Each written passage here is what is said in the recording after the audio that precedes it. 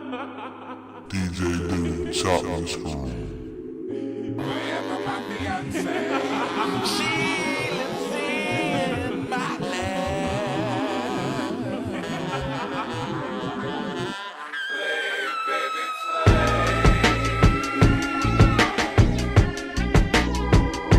Okay, welcome back. Okay, on this video, I'm going to review the classic R&B neo soul album by Erykah Badu called Baduizm. This came out in the fall of '97, if I'm not mistaken. Uh, like when Erykah Badu hit the scene, nobody ever seen or heard anything, anything or heard anything like that before. It's like we've known about soul, hip hop, R&B, but like you never heard it. The way that Erykah Badu produced it, or the way she put it out, she had this undescribable, unusual effect uh, that just came at you, that just grasped at you. It's like man, like you didn't know how to you liked the way you felt, but you didn't know how to accept it. It like she had that feel, that vibe, that feeling, that vibe to her music. That just really captured you. And like it's like when I first heard her first heard her music, I was blown away. I never heard that type of style before. And plus, she's from my hometown of downtown Dallas. Like she's from South Dallas. I'm from Oak Cliff. Like South Dallas is like the ghetto hood part. Okay, and like she must be on something else. It's like she's from South Dallas, but she's not of South Dallas. Okay, because ain't no other chicks in South Dallas looking or looking or sounding like Erykah Badu. She's in a class of her very own.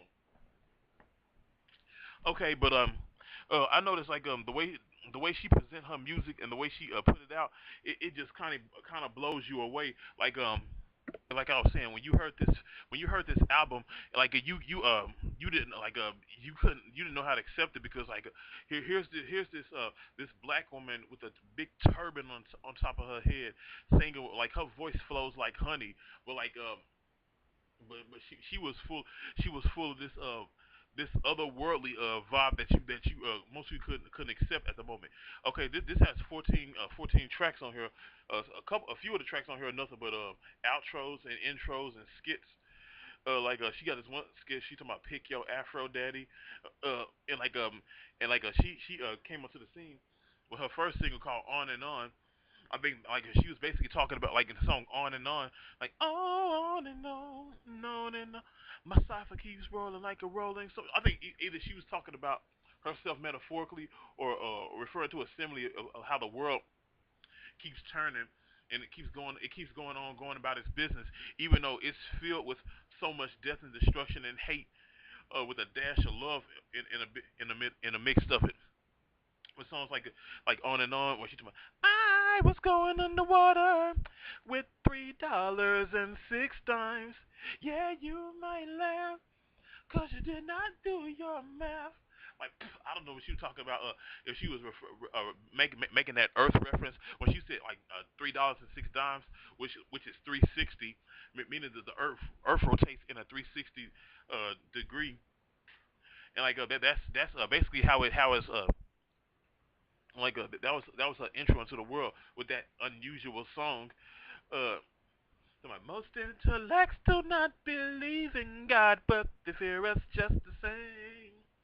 And like that feel and that vibe of that song just capture you. And then songs like Apple Tree, where she said, "If you don't want to be down, like, if you don't want to be down with me, you don't want to be from my apple tree." I don't know what the hell she means in that. If you don't want to be from my apple tree, she said, "I have a home and I take it everywhere I go." Like I don't know what the hell she was talking about in that song. I don't know what that song means. And then like you got tracks like after that's a song called "Other Side of the Game," which has that slow, jazzy, earthy feel to it. Like she's basically singing about her boyfriend who was Andre 3000 at the time. I don't know if she was singing about her or him or another dude. She was basically singing about she knows he's struggling to make ends meet, even though he's a hustler and he's trying to get back on his feet. She said work ain't nothing but it pays the bills. Like she's basically dealing with a dude who don't want to go that route. He just rather hustle, so because hustling is a faster, quicker money, and like I think that's what she was talking about in that song, other side of the game, and then especially with tracks like that, and then next lifetime, which basically talking about reincarnation. Somebody, I'll see you next lifetime. She want to get with a dude, but she's already with somebody else, and she said, oh, when we die and then we be reincarnated. Maybe I can get with you then. Cause see, like she apparently when she came out with a song like that, if people were like, hey, what the heck is she on? Like, what's this reincarnating stuff? And tracks certainly, and then four leaf clover was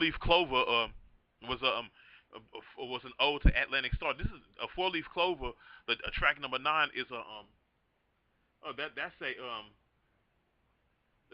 that's a that's a song originally written and performed by Atlantic Star. Like that's an Atlantic Star song. Even though she did a very good job on that song alone, man, she really did it. She really did the thing. And then she just ended it with songs like No Love, Drama, and Sometimes. She basically just killed it. It was just had that feel to it, that neo soul vibe. Like she's the one that ushered in uh uh the style of music that we know as neo soul, because that was her feel. It was like she brought on this new version of soul music, this new version of R&B, and like every other artist that came out after her within that genre was looking or either sounding like her, because before they developed their own style. But basically, that's what she was singing about. This whole album was basically about her.